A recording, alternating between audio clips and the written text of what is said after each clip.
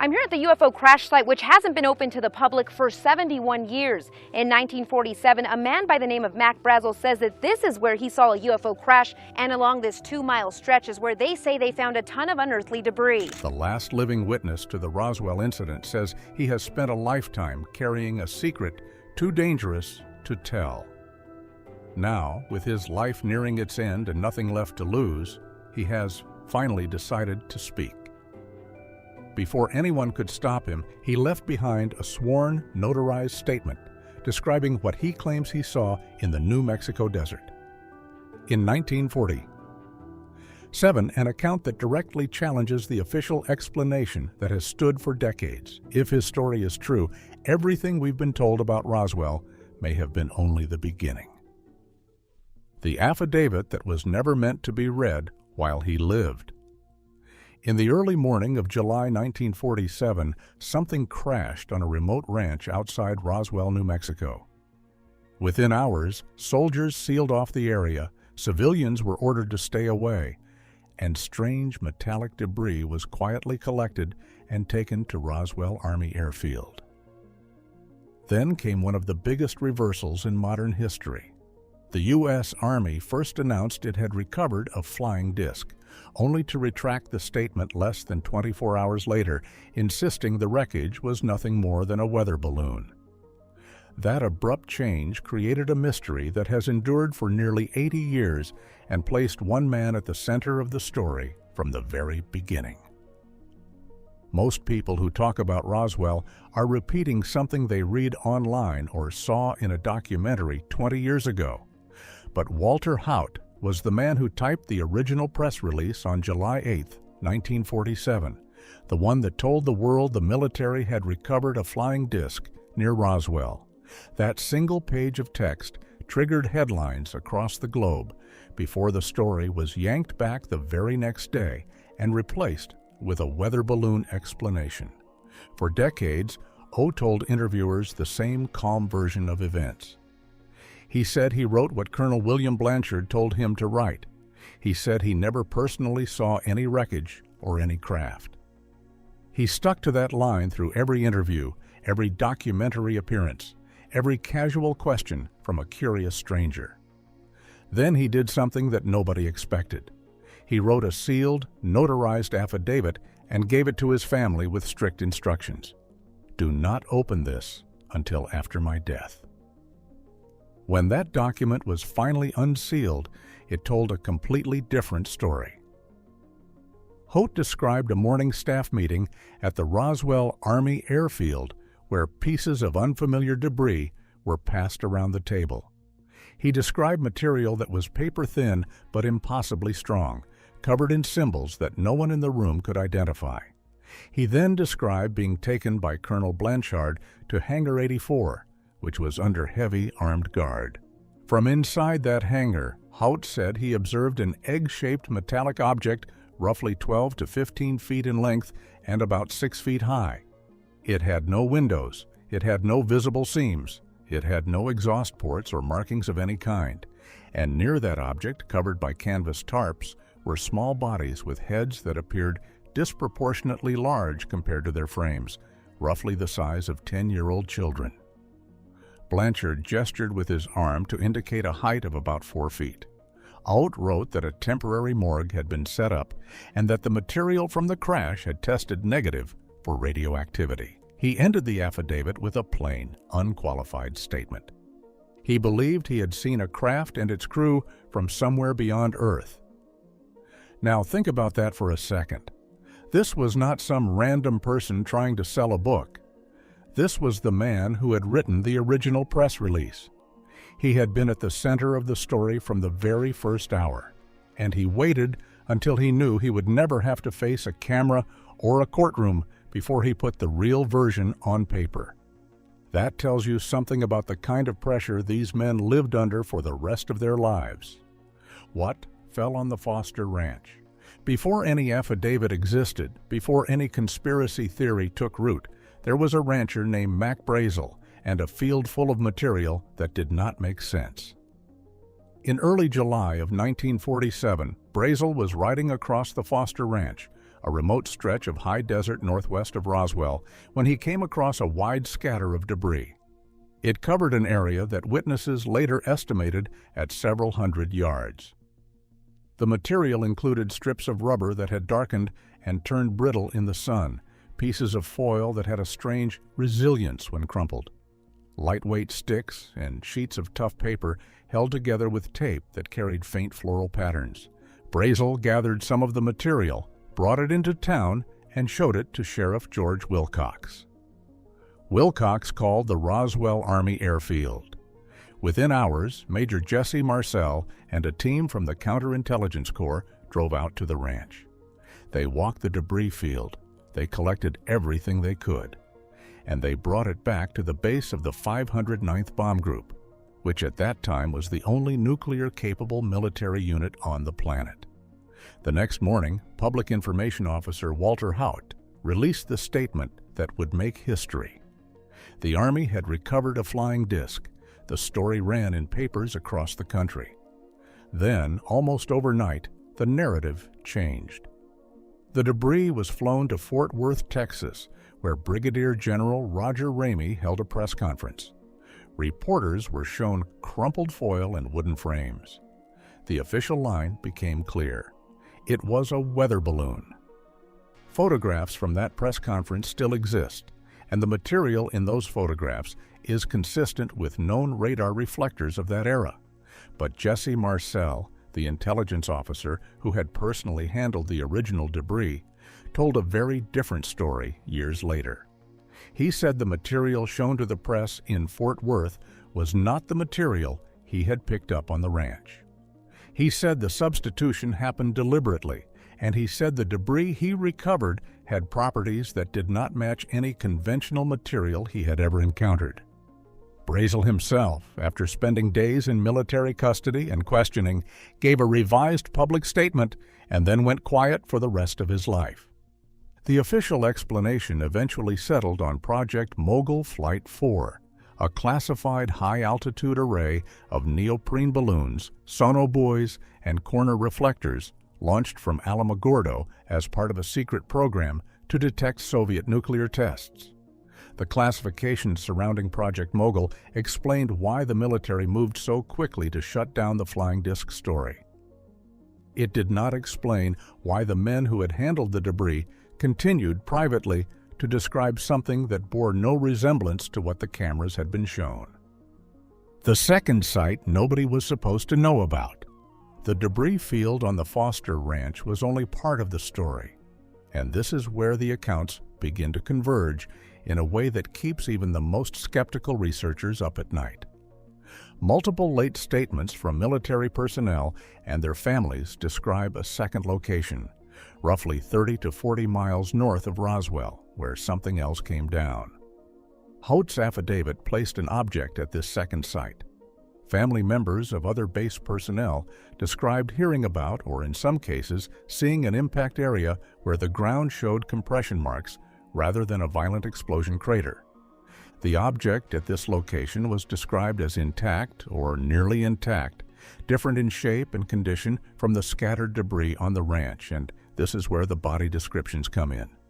Several independent accounts given by people who had no contact with each other and who spoke only near the end of their lives describe small bodies recovered from or near this second site. The descriptions share specific details. Thin frames, heads that appeared oversized relative to the body, eyes that dominated the face, skin tones that the witnesses could not easily compare to any familiar reference. Some accounts mention 3 bodies, 2 clearly dead, and one that witnesses described with a strange hesitation, saying it still carried a quality of presence or awareness that they found deeply unsettling. Military vehicles moved the material and the remains under heavy tarps. Containers were loaded with unusual care, as though the orientation of what was inside mattered in a way that ordinary cargo does not. Men who had served in combat during the Second World War and had extensive familiarity with human remains said flatly that whatever they saw at that site did not match any human body they had ever encountered. These were soldiers who had walked battlefields in Europe and the Pacific, men who had seen every kind of injury and every stage of decomposition. And they were unanimous that the forms under those tarps were something outside of their experience entirely. And every single one of them kept that information locked away for decades. What makes these stories so difficult to ignore is that so many witnesses waited until the end of their lives to tell nearly the same story. Intelligence officer who never stopped talking about the wrong debris. Jesse Marcel deserves his own space in this story because his account is one of the earliest cracks in the official version, and it came from a man whose professional credibility was directly tied to his ability to identify military hardware. Marcel was the intelligence officer of the 509th Bomb Group. His job was to recognize threats, evaluate recovered materials, and report accurately up the chain of command. He was not a civilian hobbyist or a conspiracy enthusiast. He was the man the Army trusted with the most sensitive intelligence work at the most sensitive base in the country. After the debris was flown to Fort Worth and presented to the press as a weather balloon, Marcel went back to his duties. But he did not forget. Years later, he began telling his family, and eventually researchers, that the material he had collected from the Foster Ranch was unlike anything in the military inventory. His son, Jesse Marcel Jr., later recalled his father bringing pieces of the debris home and spreading them across the kitchen floor. The younger Marcel described lightweight fragments that were extraordinarily strong, marked with symbols that looked like no alphabet either of them had ever seen. They were not English. They were not Russian. They were not Japanese. They did not correspond to any writing system the family could identify. Marcel Sr. insisted until his death that the debris shown in the Fort Worth photographs was a deliberate substitution. He said the real material had been swapped out before the press arrived, and the weather balloon narrative was constructed to shut down public interest. His account matters because it comes from the person best positioned to evaluate what was found on that ranch.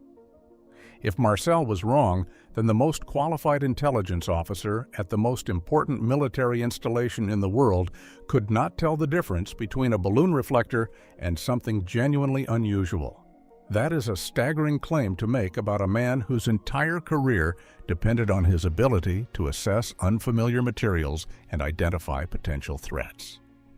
That possibility has never sat comfortably with anyone who has studied his service record and the responsibilities that came with his position at the 509th. The silence that lasted a lifetime. What connects all of these accounts is not just the specific details, though those details are remarkably consistent. It is the pattern of silence. These men did not rush to tell their stories. They did not call newspapers, write books, or appear on talk shows. They carried the information inside themselves for 30, 40, sometimes 50 years.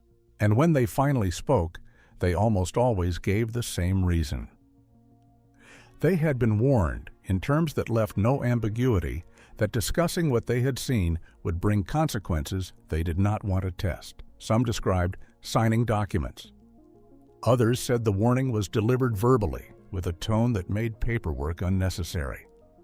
Several witnesses said unfamiliar civilian personnel arrived within hours and took control in a way that suggested the normal chain of command no longer applied. Spouses recalled husbands falling silent whenever Roswell was mentioned. Children remembered fathers beginning to speak late in life, only to stop as though weighing every word. Then, one by one, as the end approached, they finally spoke. Not publicly, but through affidavits, recorded interviews, or quiet conversations with family members and trusted researchers. Many of their families also said Roswell was essentially a forbidden topic throughout their lives. These were not people immersed in UFO culture. Most deliberately avoided documentaries, books, and conventions about Roswell. They simply carried memories they rarely discussed. When those isolated accounts are placed side by side, the overlap in descriptions of the debris, the recovery operation, and the emotional weight of the experience is difficult to ignore.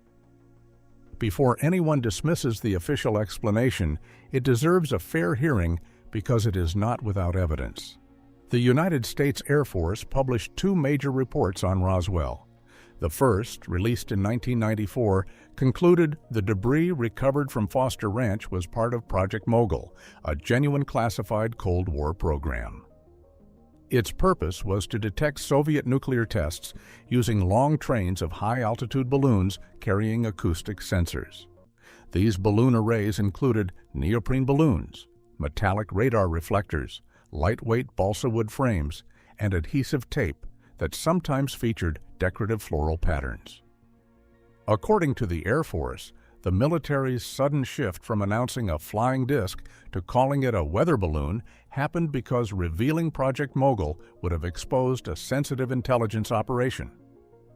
A simple weather balloon story was considered a safer public explanation than admitting the existence of a classified surveillance program.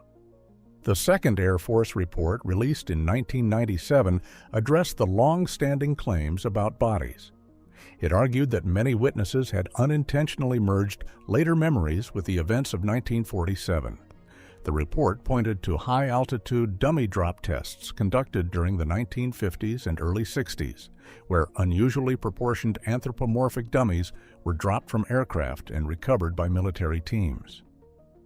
Recovery operations occasionally attracted attention from local residents, and over time, the Air Force suggested some people combined those later events with the Roswell incident. Psychologists refer to this as memory compression, a well-documented phenomenon in which separate events become fused into a single narrative over decades. It is a reasonable explanation, and one supported by research into how human memory changes with time. There is also no confirmed physical evidence supporting claims of extraterrestrial bodies or an intact craft. No authenticated photographs, verified material samples, or contemporary military documents conclusively establish that non-human technology was recovered at Roswell. The most extraordinary parts of the story rely almost entirely on testimony recorded decades after the fact, and that alone provides a legitimate reason for skepticism. Yet the official reports have not settled the debate. Many of the military witnesses who spoke near the end of their lives rejected the dummy drop explanation outright. They argued they knew the difference between test equipment and biological remains and insisted their memories were tied specifically to events in 1947, not to programs conducted years later. Several also maintained that the debris they described behaved unlike anything they had encountered during their military service, while others insisted the level of security surrounding the recovery far exceeded what would normally accompany a balloon accident. That unresolved gap between the official record and these private testimonies is where the Roswell mystery continues to endure. No one has definitively proven the extraterrestrial hypothesis, but neither has any official explanation fully answered why so many trained military personnel waited until they believed they had nothing left to lose before revealing what they said they witnessed. The desert keeps what it keeps. The coordinates of the alleged second crash site have never produced physical evidence under any independent investigation. No soil analysis, no material sample, no geological anomaly has been confirmed at any location tied to the body recovery claims. The desert around Roswell has been walked, scanned, and excavated by researchers and enthusiasts for decades, and it has given up nothing that would settle the question one way or another. What remains is paper. Affidavits, recorded interviews, family statements, letters opened after funerals. And on the other side, declassified program files, Air Force reports, and photographs from a press conference in Fort Worth that showed exactly what a weather balloon looks like when you want the world to stop asking questions. Between those two sets of records, the balloon explanation and the sealed confessions, there is a space that neither side has been able to close. Walter Haut's affidavit sits at the center of that space. It does not prove that an extraterrestrial craft crashed in the New Mexico desert. But it proves that one of the most important participants in the original event believed the public had been told a version of the story that left out the part that mattered most. And he waited until he had absolutely nothing left to lose before he said so. That is either the act of a man whose memory failed him after decades of media exposure, or it is the act of a man who spent an entire lifetime waiting for the only moment when the truth could not hurt him anymore. The desert does not answer. The wind still moves across the same scrub and dry wash as it always has, indifferent to the questions that have followed it for nearly 80 years.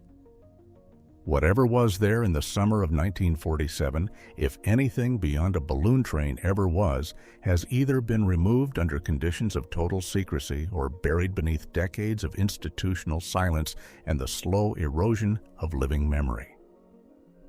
The men who could have settled the question are gone. The only voices left belong to the paper they left behind, and the paper says two very different things. Tell us in the comments what you believe, the official explanation or the sealed words of the men who said they saw something the world was never supposed to know about.